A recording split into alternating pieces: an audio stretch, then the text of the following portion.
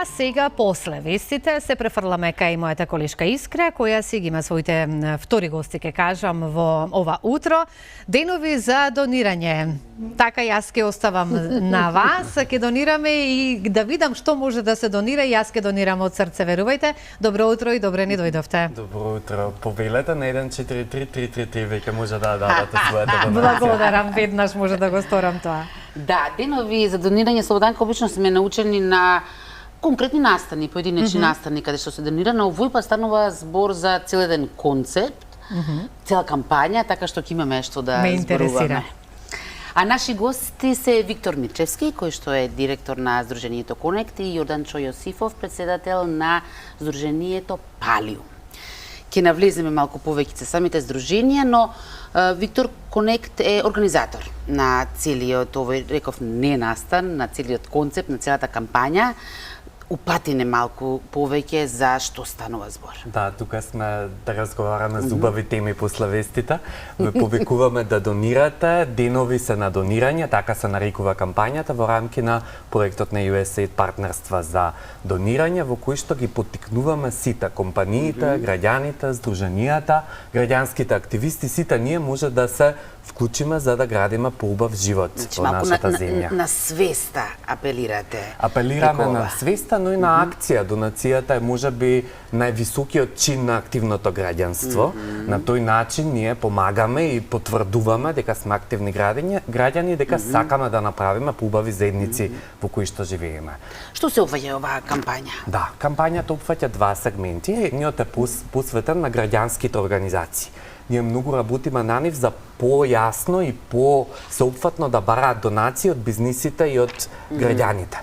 И отвараме како платформа, па секоја организација може да си направи свој настан за донирање, да испроба модели во кои што граѓаните на лесен начин, но и проверено ќе можат да донираат. Ние ги следиме ефектите и знаеме дека донациите одат во правите раце и се здружуваат и прават вистински импакт во општеството.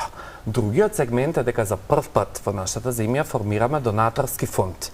Ги здружуваме средствата на граѓаните и бизнисите за тие да направат поголеми промени. Некој ќе си каже што јас со моите 100 денари можам да сменам или да направам, ама кога ќе се здружат многу 100 денари, така како можат да носат промената, а ние во Конект со 15 години искуство знаеме тоа да го следиме и им даваме назад извештај на сите донатори за што им постигнале донациите. Каква е рамката на целата кампања? Денови од кога до кога? Строго од тогаш до тогаш може се донира или пак е нешто што ќе може да се продолжи понатаму? Ќе може да се продолжи, но интензивираме во овој месец и до средината на ноември.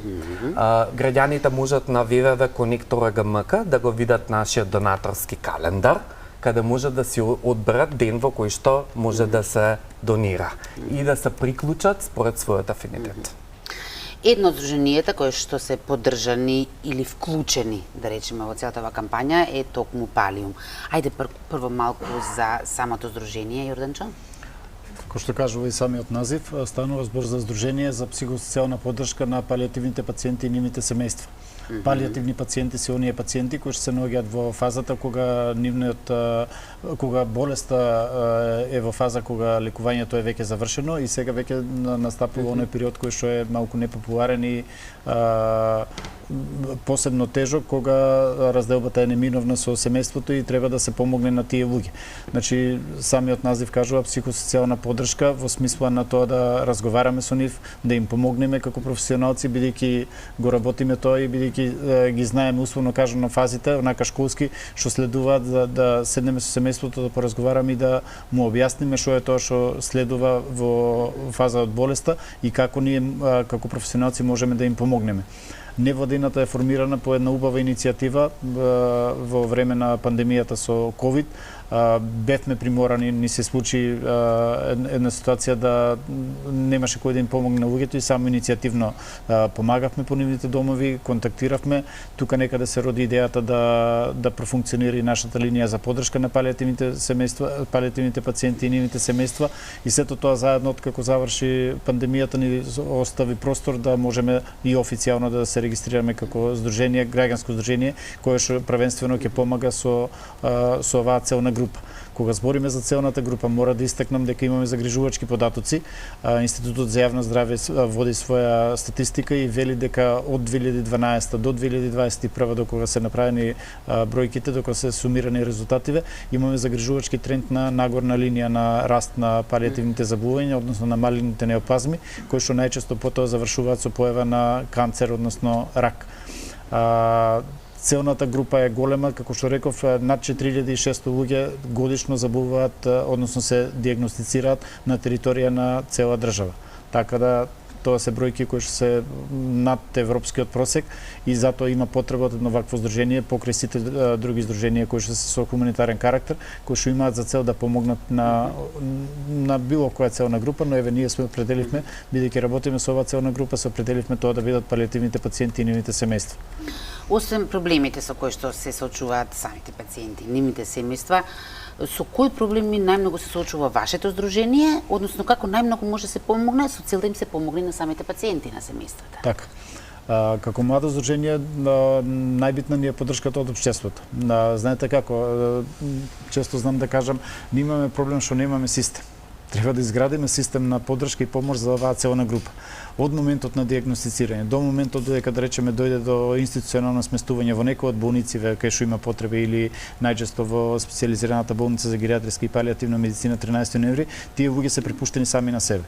Значи, затоа едно од нашиве, мислам, во статутот стои едно од нашиве цели е да правиме промоција, да ги афирмираме, но и да ги застапуваме овие луѓе.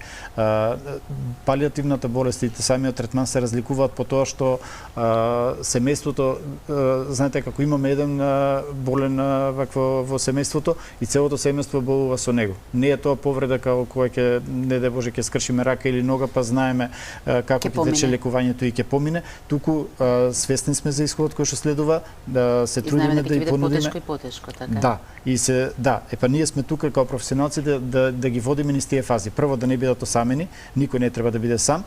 Второ, да имаат стручна помош кај што ќе ги упатуваме бидејќи ги знаеме чекорите кои што следат. Значи поголема поддршка од државата во смисла на олеснување на постапката за добивање на туѓа нега или некои други поволности кои што ги овозможува нашиот систем.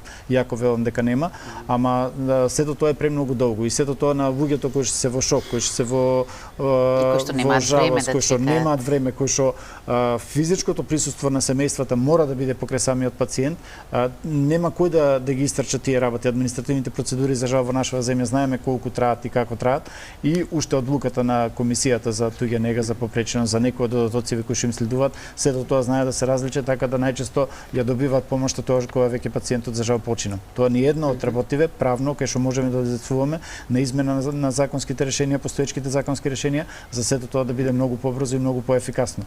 Од друга страна ни фали, како држава ни фали дневен центар. Знаете, нонстоп слушаме дека фондот е обременет и дека нонстоп работи со загуба, збориме за фондот за здравство.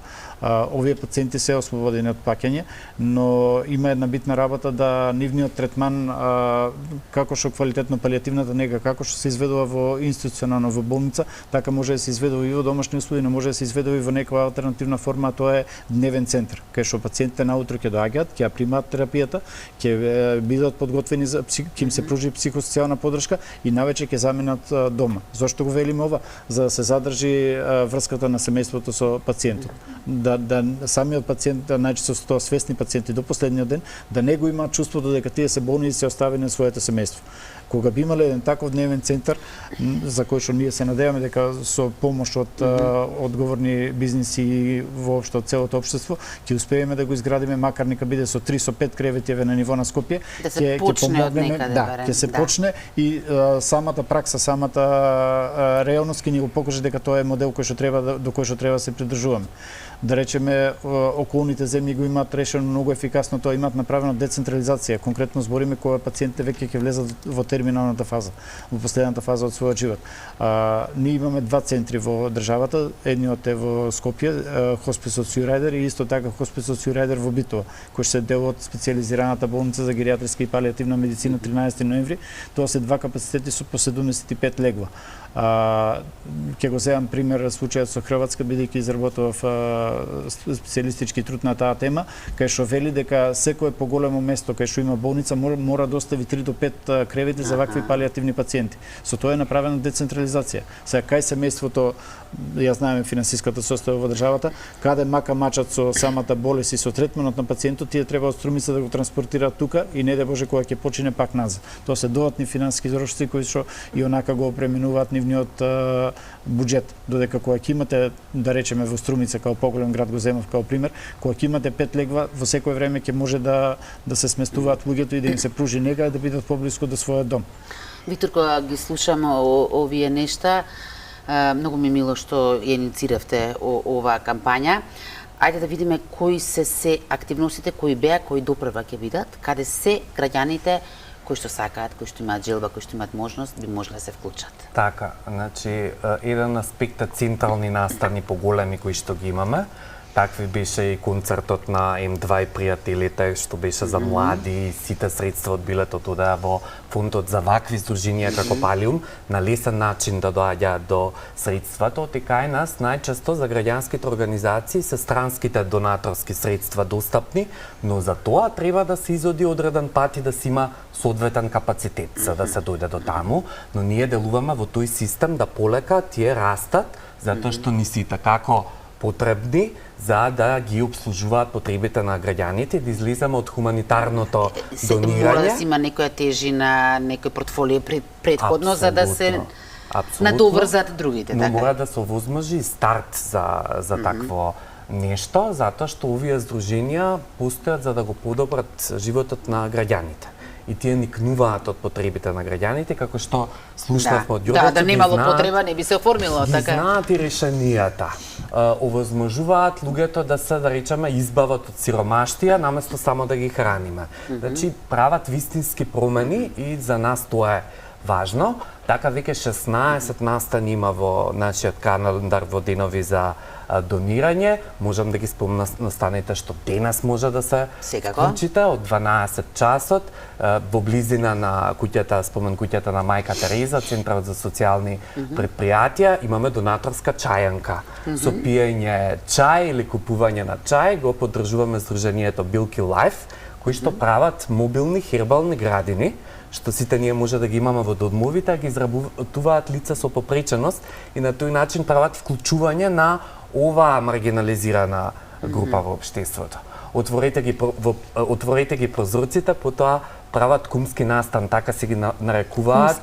Кумски настан, така се ги нарекуваат бизнисите кои што ги поддржуваат редовно за нивниот центар за асистивна информатичка технологија. Тоа значи дека ако некој детенце има попреченост, тоа може да го надмине со лесна адаптација на компјутер. Голем маус, голема тастатура, читач гласове на различни начини да се надмине попреченоста, да може да се заврши едукативен процес и потоа да се вработат овие луѓе. Всушност, достоинственото вработување е едно и нашите теми кои што ги опфаќаме, а од 18 часот можеме да донираме матични клетки. Тоа се прави на многу едноставен начин, со брисави, како што поминавме низ ковидот сите, дури многу поедноставно од образ, влегувате во регистарот на Научна фондација Спировски и било кој во светот да има потреба за спасување на живот, доколку сте генетски компатибилни, тие ќе ви изнесат и со обично давање на крв ќе спасите живот. Одлично. Јас сум фасцинирана. Да, исто јас од ова различни што форми и на вистина може секој да си одбере нешто во што ќе се најде. Беше овој настан? 18. Овој настан е во 18 часот во кафето Марвел. Кафе баровите не поддржуваат со секако кога е за ваква цел може слободно и реклама да им се даде, така што мислам дека никој нема да забележи тоа. Да, станува збор за општествена одговорност, па е повеќе и од реклама. Секаде каде ќе видите знакчето денови на донирање, може да бидете сигурни дека средствата одат на вистинско место, па се надевам дека и кутиите за донации, SMS броевите ќе бидат прилично активни. Јорданчо, ви имавте тивка аукција? Каква е таа тивка аукција? Тивка аукција беше еден интересен настан зад кој што застана нашите пријатели од Конект. Всушност први поминавме обука, потоа добивме целосно менторирање за да го спроведеме тоа. Мислам дека сме едни од ретките кои што спроведува тивка аукција во Македонија. Уште поинтересна е приказната што стои во сето тоа. Имаме една пријателка која што има ќерка која што е неподвижна, односно е палиативен пациент, се наоѓа во таква фаза од својот живот и мајката е аматерски сликар кој што изработува најразлични дела, ликовни, црта на стакло, црта на хартија во најразлични техники и се тоа. Бидејќи подолго време соработуваме и помагаме во палиативниот третман на незината ќерка, кога слушна за нашата акција и кога се вративме, кога и кажавме дека ќе учествуваме во кампањата Донирај денови за донација, донирај од срце, таа ги отстапи своите цртежи и рече повелете ако може да се направи некоја активност. Се координиравме со Конект и направивме тивка аукција во просториите на Граѓански ресурсен центар во центарот на Скопје, кај што поканивме наши пријатели, подржувачи, луѓе со кои што работиме, комши, значи од отворен тип, кај што можеа да дојдат да ги видат цртежите, под цртежите стои лист, значи не оде јавна аукција, туку стои лист со бројче на аукционерот и со цената која што може да ја надкачува, односно да наддава, за на крај ги собравме листовите и оние луѓе кои што ја постигнале најголемата цена си ги добија тие цртежи. Бидејќи се наоѓаме во денови на донирање, исто така да направиме и мала промоција, ќе ви полкуваме еден цртеж од Дајте ми го мене тоа. Повелете. Ова е цртеж од таа мајка која што се грижи за својата неподвижна ќерка и на него ќе го приметите исто и сертификатот кој што го издаваме ние како здружение, со кој што потврдуваме дека станува збор за експонат кој што е изработен од палиативен пациент или неговото семејство. Повелете. Многу ви благодарам. Не само за ова, и на двајцата ви благодарам и за самата замисла, и за концепцијата, а еве веќе може се каже и за реализацијата на цела оваа кампања. Секогаш сме тука за вас, ќе трае уште кампањата и за следната повторно сме тука. Ви благодарам и на поддршката на ова. Благодариме. Сузанка? Јас само ќе кажам кратко и јасно, раката што дава не се суши. Не се суши. Така. Ви благодарам многу.